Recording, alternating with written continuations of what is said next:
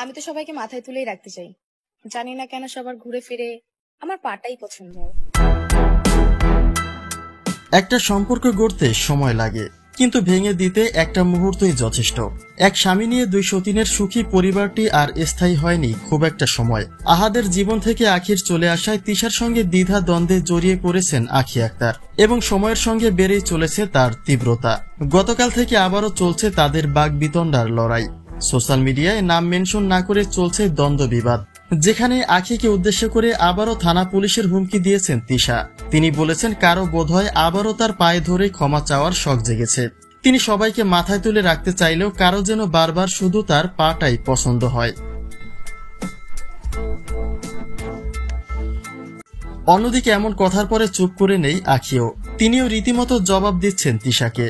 থানা পুলিশ যে তিশার কেনা গোলাম নয় সেটাও বলেছেন আখি আক্তার। তিনি মনে করেন এমন কোন অন্যায় তিনি করে ফেলেননি যে কারো পায়ে ধরে তাকে ক্ষমা চাইতে হবে।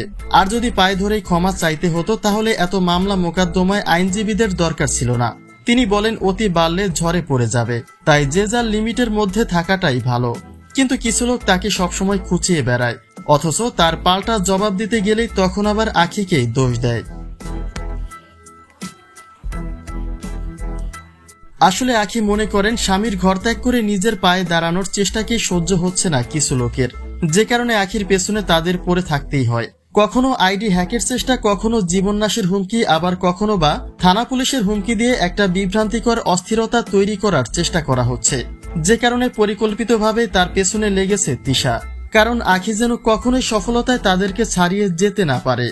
আখি মনে করেন তার অপরাধ এটাই যে তিনি চলে আসায় আহাদ তিশার লাখ লাখ টাকা উপার্জনের পথ ক্ষতিগ্রস্ত হচ্ছে, আর সে কারণে আখির জীবনটাকে বিষিয়ে তোলার চেষ্টা করছে তিশা।